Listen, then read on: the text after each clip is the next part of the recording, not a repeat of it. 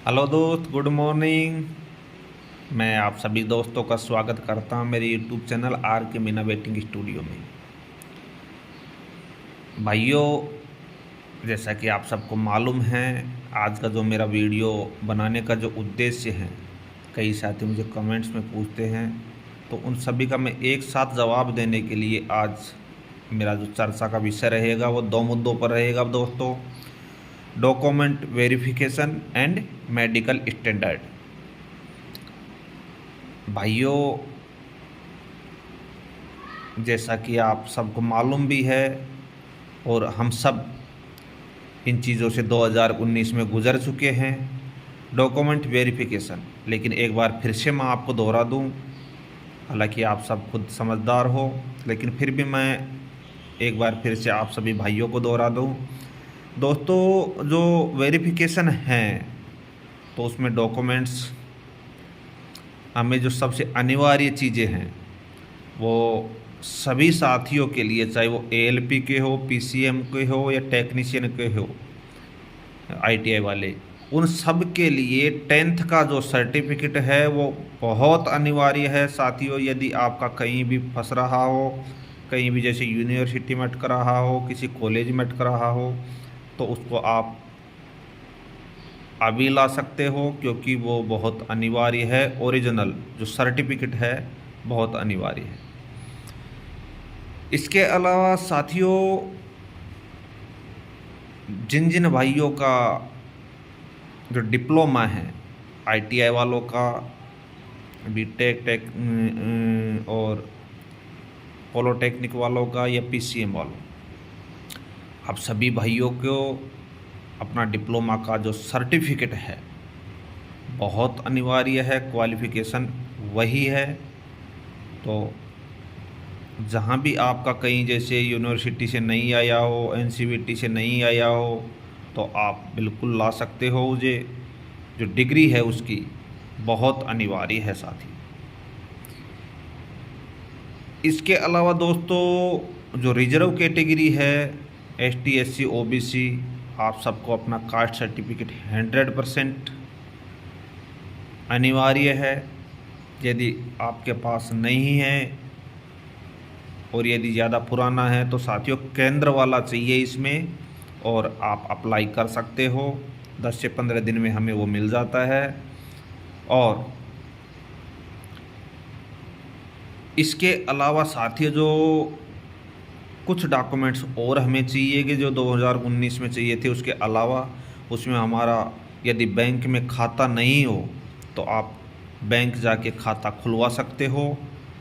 और पासबुक और उसके साथ में एक चेक बुक लेना बहुत ज़रूरी है। चेक बुक हमारा जमा होता है वहाँ पे। इसके अलावा साथियों, जिन भाइयों का पैन कार्ड नहीं बना हो तो आप भाई पैन कार्ड बनवा लो। पैन कार्ड आने में 1 से 1.5 महीने का टाइम लग जाता है, हालांकि इतना टाइम अभी हमारे पास है, तो आप वहाँ जाके अप्लाई कर सकते हो। पैन कार्ड भी इसमें अनिवार्य होगा। जिन भी भाइयों का आधार कार्ड नहीं है, आप आधार कार्ड में कुछ करेक्शन वगैरह करवाना हो तो आप करवा सकते हो, वो भी बहुत अनिवार्य है साथियों। इसके अलावा दोस्तों, हालांकि ज़्यादातर बोर्ड्स या ज़्यादातर सर्विस में जो पुलिस वेरिफिकेशन होता है वो ज्वाइन करने के बाद होता है, लेकिन फिर भी मैं कह सकता हूँ कि जो अपॉइंटमेंट लेटर आएगा उसमें हमें सही से पता चलेगा कि पुलिस वेरिफिकेशन वो पहले मांगता है या बाद में। उसके आधार पर हमें पुलिस वेरिफिकेशन की ज़रूरत होगी। आप करेक्टर सर्टिफिकेट बनवा सकते हो, हालांकि इसका उल्लेख तो जो अपॉइंटमेंट लेटर आएगा अपना उसी में हमें पता चलेगा। तो दोस्तों, ये तो हुई जो मेन अपना डॉक्यूमेंट्स है उसकी बात। इसमें आप एक और मैं आपको बता दूं, जो अपना पासपोर्ट साइज़ का फ़ोटो है वह आपको नया बनवाना होगा, तो आप वो भी बनवा सकते हो। तो ये मेन डॉक्यूमेंट्स हो गए साथियों। इसके अलावा और यदि कोई मांगेगा तो उसका पता हमें अपना जो दोबारा वेरिफिकेशन होगा उसके लिए जो लेटर आएगा, अपॉइंटमेंट लेटर, उसमें पता चलेगा। अब दोस्तों बात आती है मेडिकल स्टैंडर्ड की, तो मैं आपको बता दूं मेडिकल स्टैंडर्ड के बारे में साथियों। जो एएलपी वाले मेरे दोस्त हैं, हमारे साथी हैं, उनको किसी भी प्रकार की छूट नहीं मिलती है दोस्तों। आपका आई साइज 0.6 दोनों आँखों का होना चाहिए निकट दृष्टि में, और जो डिस्टेंस में है उसमें 6/6 होना बहुत अनिवार्य है, विदाउट ग्लास के, बिना कोई चश्मा के। इसमें किसी भी प्रकार की हमें A1 में छूट नहीं मिलती है। बात आती है साथियों टेक्नीशियन के मित्रों के लिए, तो टेक्नीशियन वाले भाई हम सबका मेडिकल जो स्टैंडर्ड है B1 एंड बिलो है दोस्तों। जो B1 मेडिकल होता है उसमें जो हमारा आई साइड होता है वो 6/9 तक चलता है, और with glass and without glass, आप चश्मा से भी करवा सकते हो, बिना चश्मा के भी करवा सकते हो। लेकिन इसमें जो शर्त है वो यह है कि जो अपना जो ग्लास का जो नंबर्स होते हैं वो 2 डायोप्टर से ज़्यादा नहीं होना चाहिए। डायोप्टर का मतलब नंबर्स होते हैं, उसको इनकी भाषा में डायोप्टर बोलते हैं। तो 2 डायोप्टर से ज़्यादा का नहीं होना चाहिए, यह शर्त है B1 एंड बिलो वालों के लिए। बाकी निकट वालों के लिए तो 0.6 रहेगा ही। साथियों जो टेक्नीशियन वाले ITI वाले साथी है उनमें जो जिन जिन भाइयों के, क्योंकि सब अलग अलग ट्रेड है, तो सब ट्रेड का वर्कशॉप का कोटि संख्या मुझे पता नहीं है। एग्जाम्पल के तौर पर मैं फिटर वालों के लिए बता दूं, फिटर में जो वर्कशॉप की कोटि संख्या है 65, 66 और 67, ये वर्कशॉप की कोटि संख्या है। इसमें यदि आपका मेडिकल स्टैंडर्ड C1 बैठता है तो भी आपको वर्कशॉप मिलेगा। तो दोस्तों और ट्रेड वालों के लिए भी वर्कशॉप का जो जो कोटि संख्या खुलता है उसमें C1 का मेडिकल अलाउ है, कोई दिक्कत नहीं है। C1 मेडिकल स्टैंडर्ड का जो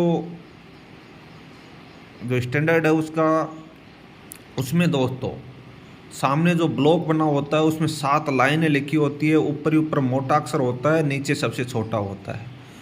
उसमें हमें ऊपर से 4 लाइन यदि हम पढ़ रहे हैं विदाउट ग्लास के या ग्लास के, तो हमारा C1 मेडिकल फिट है, इसमें किसी भी प्रकार का कोई संदेह नहीं है। जो चौथा नंबर की लाइन होती है दोस्तों वो होती है 6/18 की। 6/18 विदाउट ग्लास एंड ग्लास, यानी चश्मा के भी और बिना चश्मा के भी। आपको नहीं दिखाई दे रहा है तो आप चश्मा लगा के देख सकते हो। यदि चौथे नंबर की जो लाइन है उसको आप अच्छे से पढ़ रहे हो तो आप 6/18 हो। उसमें कुछ शर्त है दोस्तों, जो हमारा ग्लास का जो नंबर्स है वो 4 डायोप्टर, जो B1 में था 2 डायोप्टर था, इसमें 4 डायोप्टर है। 4 डायोप्टर से ज़्यादा नहीं होना चाहिए। तो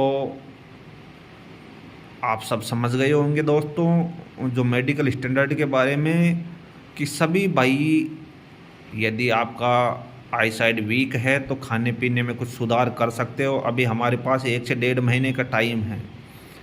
तो मेडिकल स्टैंडर्ड में इसके अलावा ये तो हो जो अपनी आई साइड है उसकी बात, उसके अलावा हमारा टेस्ट होगा दोस्तों ECG। ECG के अलावा BP चेक होता है, ब्लड प्रेशर, एक्सरा होता है चेस्ट का, शुगर टेस्ट होता है, यूरिन टेस्ट होता है और हाइड्रोसील टेस्ट होता है दोस्तों। तो इन टेस्टों को आप नॉर्मली अभी भी जाके चेक, बॉडी पार्ट्स के जो नॉर्मल टेस्ट है ये इनको चेक करवा सकते हो दोस्तों, ताकि हमारा कोई संदेह दूर हो सके। तो दोस्तों मुझे उम्मीद है कि आप सभी मेरे भाई जो मैंने बातें बताई है इसको समझ गए होंगे। और दोस्तों यदि आपने मेरे इस चैनल को सब्सक्राइब नहीं किया हो तो आप सब्सक्राइब कर सकते हो, ताकि ज्वाइनिंग तक भी यदि हमारे पास जैसे भी किसी भी बोर्ड के लिए अपडेट आती रहेगी हम आपको बताते रहेंगे। और मेरे वीडियो को शेयर करके उन सभी साथियों तक पहुंचा दो दोस्तों, जिनको अभी तक इन चीज़ों के बारे में पता नहीं है। तो अब जैसे ही हमारे पास आगे के लिए और कोई नई अपडेट आएगी, एक बात और बोलना चाहूँगा दोस्तों, मैं जो मेरा पिछला वीडियो था दोस्तों, मैं कमेंट हर दोस्त का पढ़ता हूँ, उसमें कमेंट में लिखा हुआ था ज़्यादातर लड़कों ने बम्बई और अहमदाबाद के बारे डिमांड के बारे में कि सर वहाँ से 0-0 गया है, वहाँ का क्या होगा। तो उन सभी साथियों को मैं बता दूं कि दोस्तों वहाँ से 0-0 नहीं गया है, वहाँ से इस नोटिस से पहले भी जो 1909 का डाटा डला था उसमें वहाँ का डाटा डल चुका है, तो वो निरस्त नहीं हुआ है, वो डाटा वहीं का था और उस डाटा में आप सबका सिलेक्शन हो जाएगा। यदि फिर भी कुछ छूट जाते हैं तो डाइवर्जन किया जाएगा आपका, किसी भी तरह के घबराने की कोई बात नहीं है। और अजमेर और बेंगलोर वाले दोस्तों को मैं बता चुका हूँ पहले भी, और कोई नई अपडेट आएगी तो जो डिस्ट्रीब्यूटेड डाटा आएगा तो उसमें आप सभी को पता चल जाएगा दोस्तों वीडियो काफ़ी लंबा हो चुका है, तो अब मैं आप सभी दोस्तों से लेना चाहूँगा अनुमति। धन्यवाद।